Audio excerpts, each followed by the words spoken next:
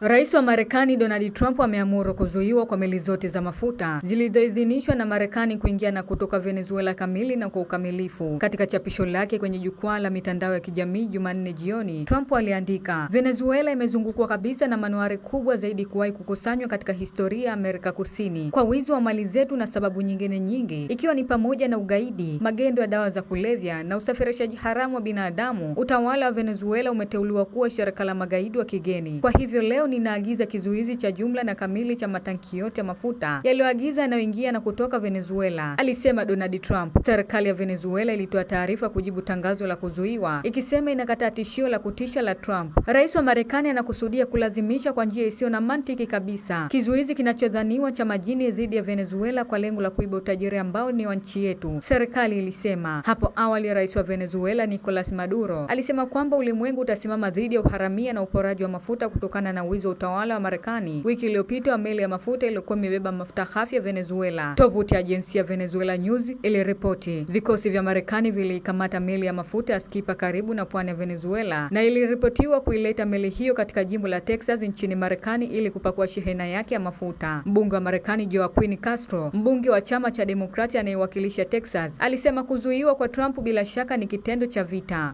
ambavyo bunge halijawahi kuidhinisha na watu wa Marekani hawaitaki, Castro alisema katika chapisho kwenye mitandao ya kijamii. Castro aliongeza kuwa wabunge wa Marekani watapata fursa siku ya Alhamisi kupiga kura kuhusu azimio linalomwelekeza rais kukomesha uhasama na Venezuela. Kila mjumbe wa baraza la wawakilishi atapata fursa ya kuamua kama wanaunga mkono kuwapeleka wa Marekani katika vita vingine vya mabadiliko ya utawala. Castro alisema kuzuiwa kwa Trump kunakuja huku kukiwa na mkusanyiko mkubwa wa vikosi vya kijeshi vya Marekani karibu na pwani ya Venezuela katika operesheni inayosemekana kulenga magendo ya dawa za kulevya. Jeshi la Marekani limewaua watu wasiopungua 90 tangu Septemba katika mashambulizi dhidi ya meli kadhaa mashariki mwa bahari ya Pacific na bahari ya Karibea karibu na Venezuela, katika kile ambacho wataalamu wa sheria za kimataifa wamekikosoa kama mauaji yasiyo lazima. Washington ilidai kuwa meli hizo zilihusika katika biashara haramu za dawa za kulevya, lakini haijatoa ushahidi wowote kuunga mkono madai yake. Maafisa huko Caracas wamesema kwa miezi kadhaa kwamba kupelekwa kwa vikosi vya Marekani katika eneo hilo kulilenga kuruhusu nguvu za nje kuiba utajiri usiopimika wa mafuta na gesi wa Venezuela, na madai ya Marekani kukabiliana na biashara haramu ya dawa za kulevya yalikuwa kisingizio cha kuhalalisha mabadiliko ya utawala. Nchi hii ya Amerika Kusini ina akiba kubwa zaidi ya mafuta iliyothibitishwa duniani. Mwakilishi wa Umoja wa Mataifa wa Venezuela Samuel Moncada aliwasilisha barua kwa rais wa Baraza la Usalama la Umoja wa Mataifa siku ya Jumatano akilaani rasmi kukamatwa kwa meli ya mafuta ya Skipa Venezuela wiki iliyopita na kutekwa nyara kwa wafanyakazi wake. Hiki ni kitendo cha uharamia wa serikali unaofanywa kupitia matumizi ya nguvu za kijeshi, ambacho ni wizi wa wazi wa mali ambazo si za Marekani, lakini ni sehemu ya biashara halali ya kimataifa ya nchi mwanachama wa Umoja wa Mataifa. Barua hiyo ilisema shirika moja la habari liliripoti kwamba ni meli za mafuta pekee zilizokodishwa na kampuni kubwa ya mafuta ya Marekani ya Chevron ndizo zilizoondoka bandarini mwa Venezuela na kusafiri hadi kwenye maji ya kimataifa zikiwa zimebeba mafuta ghafi ya Venezuela tangu kukamatwa kwa meli hiyo ya Skipa. Chevron ina idhini ya serikali ya Marekani kufanya kazi nchini Venezuela kupitia ubia na kampuni ya mafuta inayoendeshwa na serikali ya PDVSA na inaweza kusafirisha mafuta yake kwenda Marekani. Shirika hilo la habari liliripoti vikwazo vikali vya Marekani dhidi ya mauzo ya mafuta ya Venezuela vilivyowekwa wakati wa utawala wa kwanza wa Trump na kuimarishwa mwanzoni mwa muhula wake wa pili vimeongeza matatizo makubwa ya kiuchumi nchini humo. Mapema mwezi huu mahakama ya Marekani pia iliamuru kuuzwa kwa lazima kwa kampuni ya mafuta Venezuela ya Kitgo nchini Marekani ili kulipa deni la mabilioni ya dola.